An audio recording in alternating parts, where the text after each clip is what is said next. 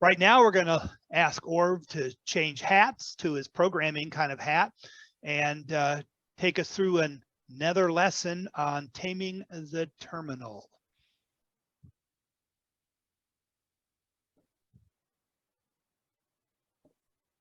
Well, I'm not putting on my programming hat. I'm putting on my administration hat. Okay. Let's see here.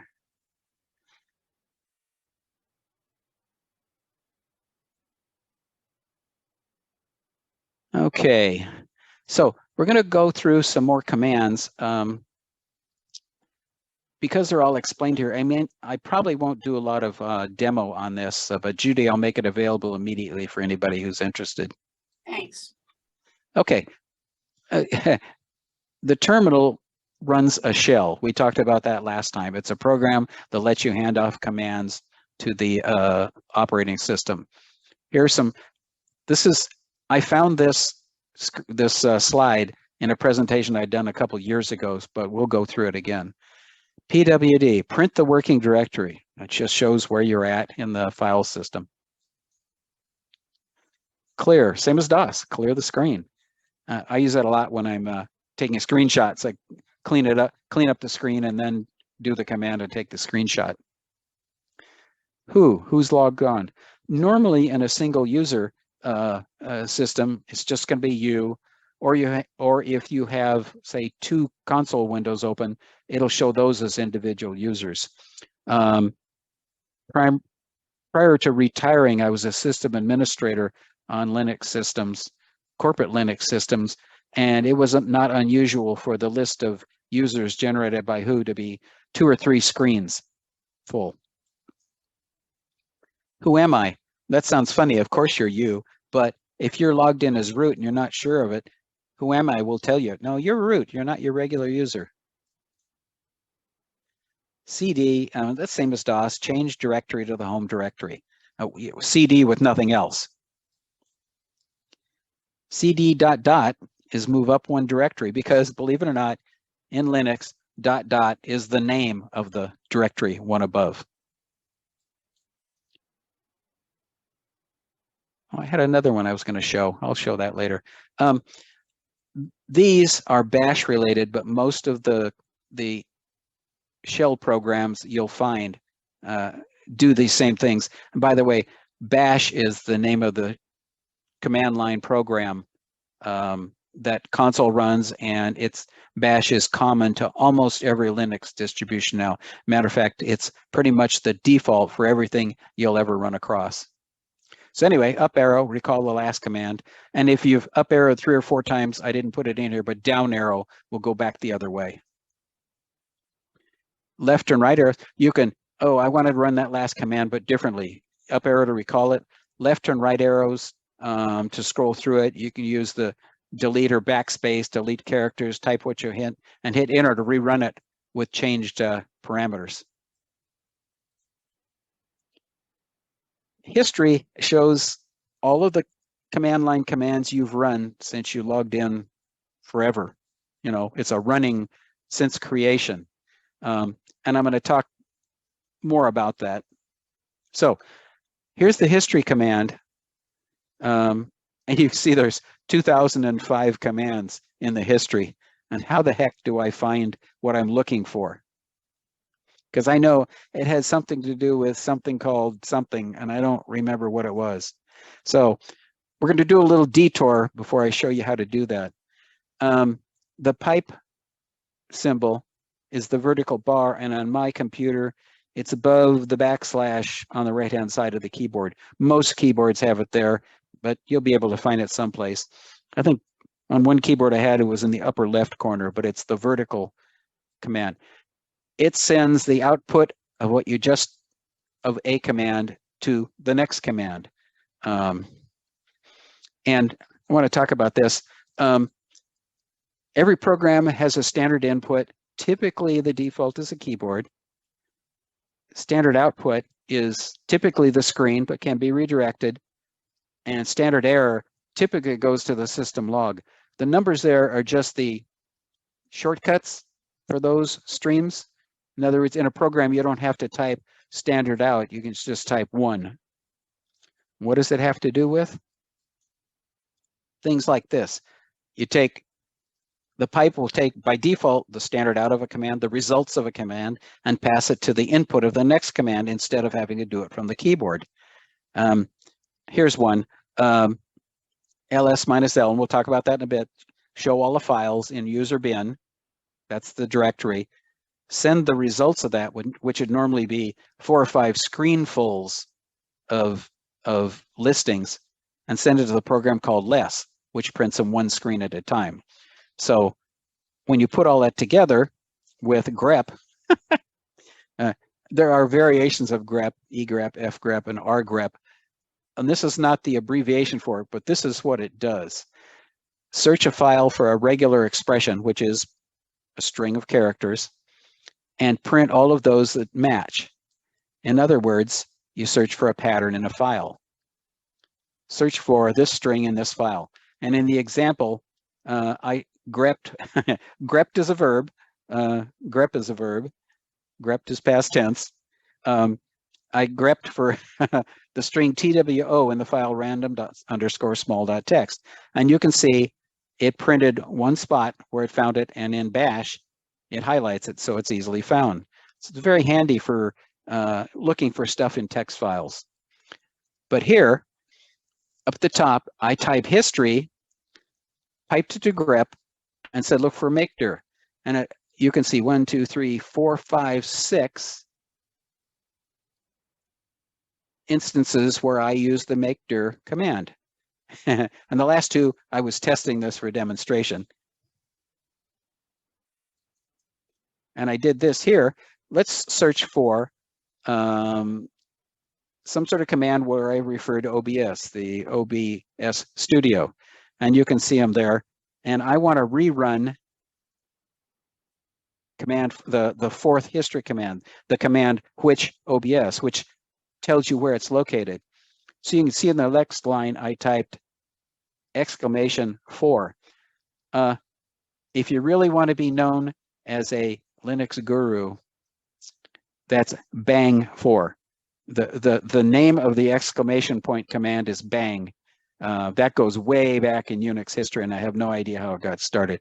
So anyway, bang4 says rerun history command 4. It reran which OBS, and which reported that OBS resides in /user/bin, which is where you would expect it to be since it's an executable, and that's where binary files, executables, reside. Hope I didn't go too fast on that. Anyway, history gives you a list of commands. I piped it to grep, told it to search for OBS, and I got a result. And then I reran one of them with the bang symbol. So file-related commands, ls. ls just lists the files and directories. It's not very useful. Most often, ls-l will print them in a longer format. When it does, you see all this complicated stuff here. Not just the file name, but there's more stuff. Got somebody wandering around outside. I may have to leave. So here is the end of an ls-l in my downloads directory. On the left is a bunch of funny letters. What they are is the very leftmost character. If it's a D, it's a directory. And you can see that because this particular flavor of bash colors directories as blue. After the D, you can see 9 characters. Those are permissions, and we'll go over them sometime later, but the first 3 are for the user. Second 3 are for the group that the user belongs to, and the last 3 are for everybody else. And you can see just to the right of that says O Beach, that's the user and the group.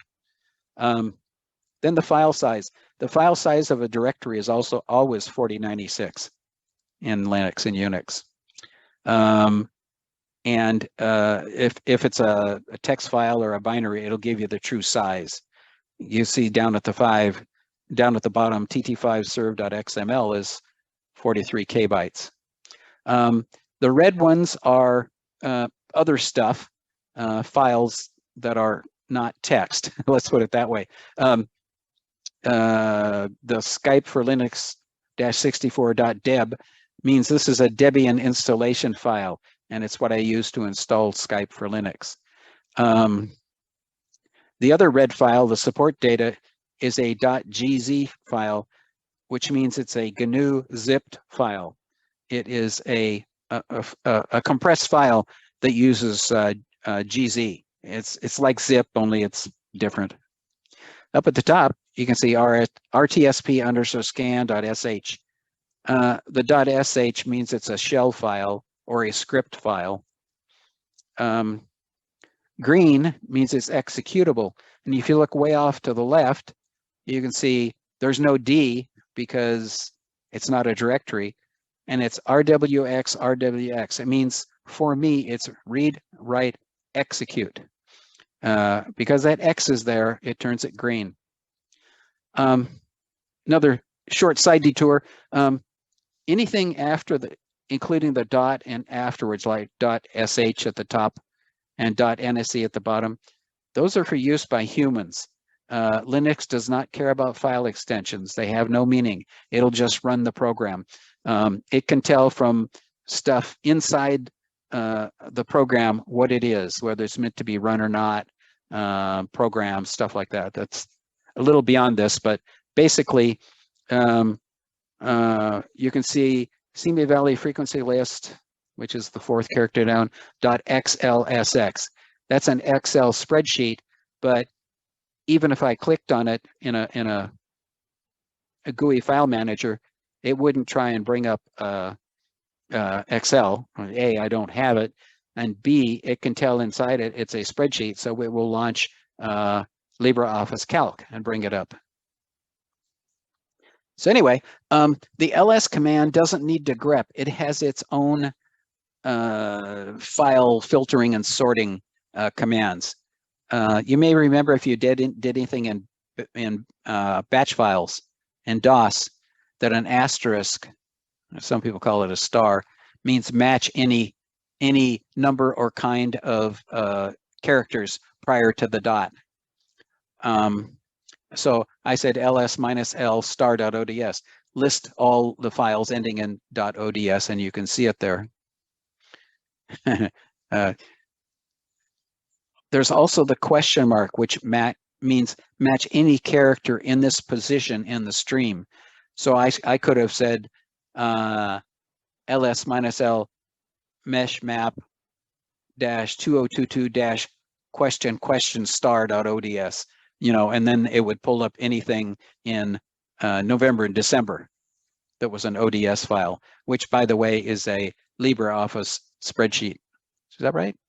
Spreadsheet? Yeah. Yes. Going to go through these others real quick. I'm not going to demonstrate them. They're all explained here. Well, actually, I do have demos for this. Word count for a text file. By itself, it just prints number of new lines, number of words, and number of bytes in each file by referring it to the file name.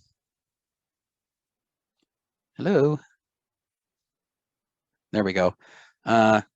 You can either use, I don't know if they call them switches or options, or sometimes both, but frequently they'll have two options. You can either use like this -c count, or -- bytes will print the bytes count. I'm gonna sneeze. Excuse me. Sorry, I'm fighting a cold.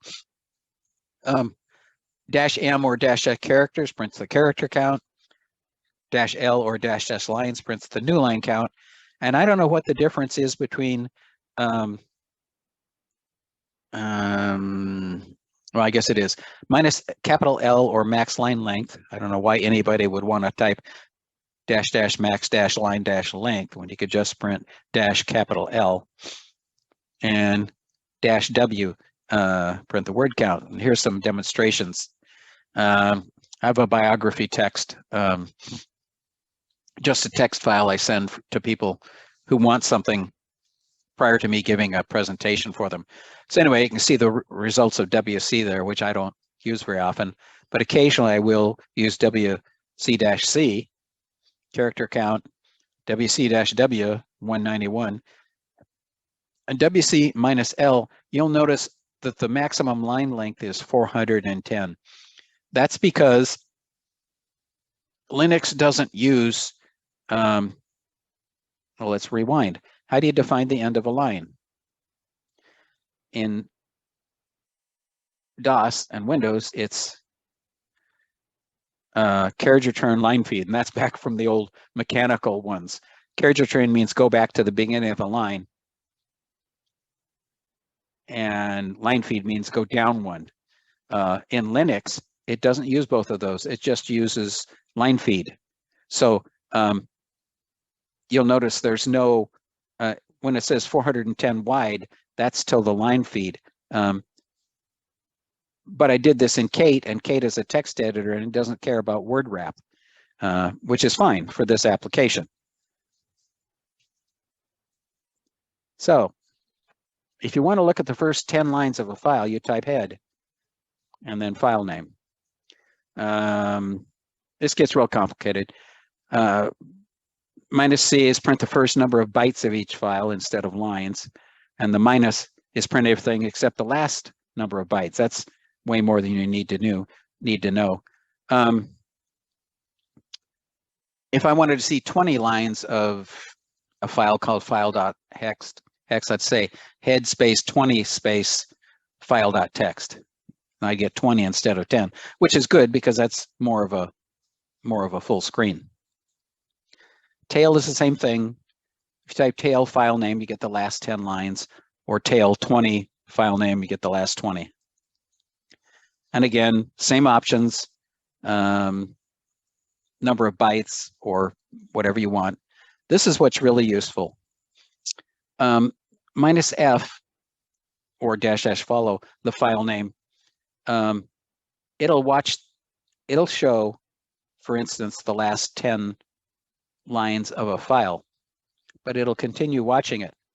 And if something gets added to it, like it's a log file, or you're running a program that's outputting to a text file, you can tail that file.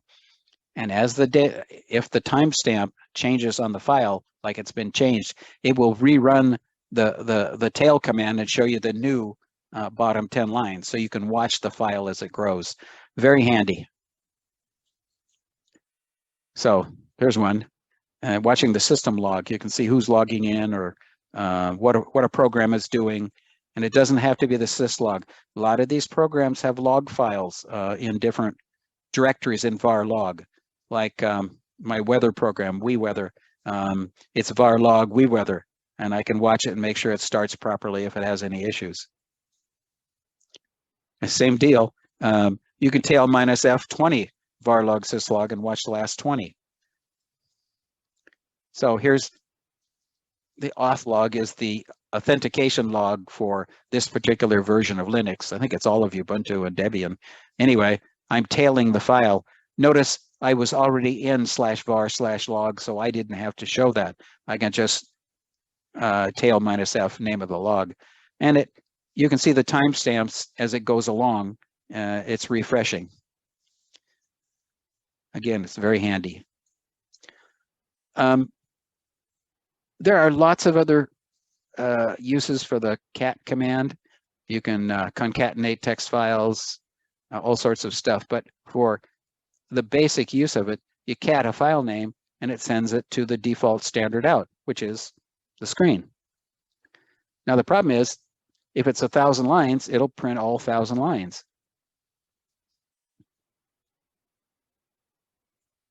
Oh, the battery in my mouse is dying. Great. There we go. You can print the number of non-blank lines. I've never used these. Oh, you can number all the lines. Oh, that's helpful. Suppress repeated empty output lines. That's never used that. So the way you really display a program like a text file, you don't use cat unless you pipe it to one of these, but more will display a text file one screen at a time. Hit the space bar to advance one screen and Q to quit. The other program is less. You have more and less. also display a text file screen at a time, space bar or page down to show the next screen, but page up will show the previous screen. And again, Q to quit. So less is better than more in this case. Use less a lot, more not so much. Okay, and this one gets really bizarre. I'll just walk through this. You can sort a file name 9 ways from Sunday. My battery died. The default sorting is numbers come before letters, lowercase comes before uppercase. Sort filename.txt, and the output goes to screen, and it'll be numerics and then letters, and letters will be lowercase, uppercase. There's your numeric sort. Reverse sort, Z to A. Sort by month. I've never used that. See, here's another command I haven't shown you yet.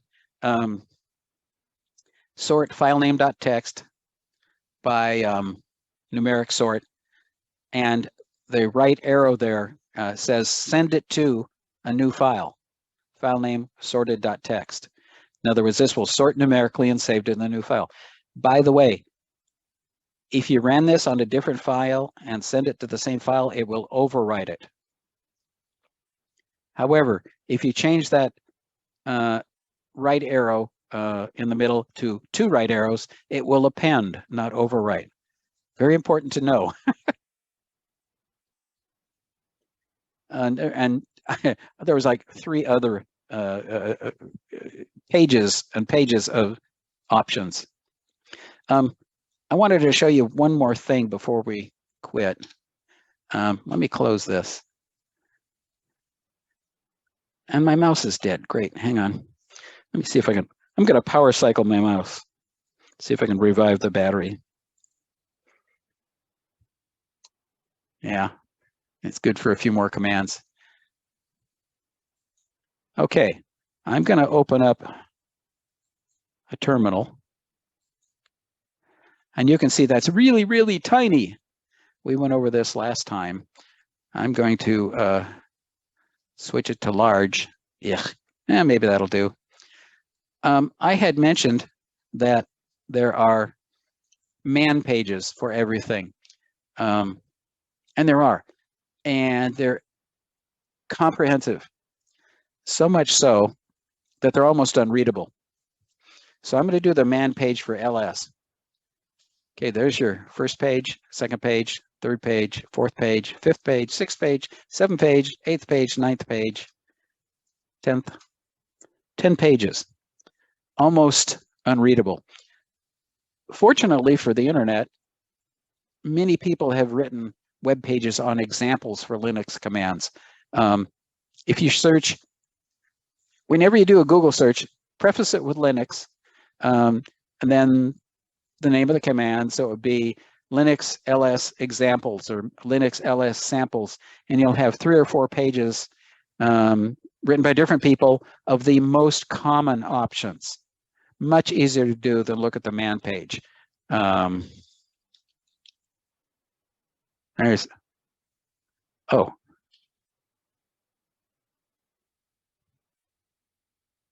That was short. John, I'm about done. Let's see if there are any questions. Okay, we'll check to see if there's any really, really burning ones that we need to be asked now, or we can save them for later. Do you have to convert a text file between Linux and Windows, CR, LF, EOF versus NL? Yes, and there is a Linux utility called DOS to Linux and another one called Linux to DOS that will it will change the end of line characters appropriately depending on which way you want to go. In that last series of Q&A, did you say system D? If so, what is it? It's a little controversial. There's well, not so much anymore as than it used to be. It's pretty much accepted now. Back in the old days, 4 or 5 years ago, it was really complex and arduous to ensure that what happens at startup is correct. what starts first, what starts next, and there wasn't any way to say, well, if it's like this, don't start it. If it's like this, do start it. A guy started a program called systemd. It's a daemon that runs on startup, and it manages the running system. And over the years, it's grown more and more complex. Some people complain about it, but personally, I'm fine with it because it makes it easier to set what starts at startup, what conditions start at startup, and much, much more. I suspect there's a very long entry in Wikipedia about systemd, but basically it just works in the background. Can you assign paren ls -1 paren to alias paren ls paren? And that one was probably an L. I don't know. I've never tried that.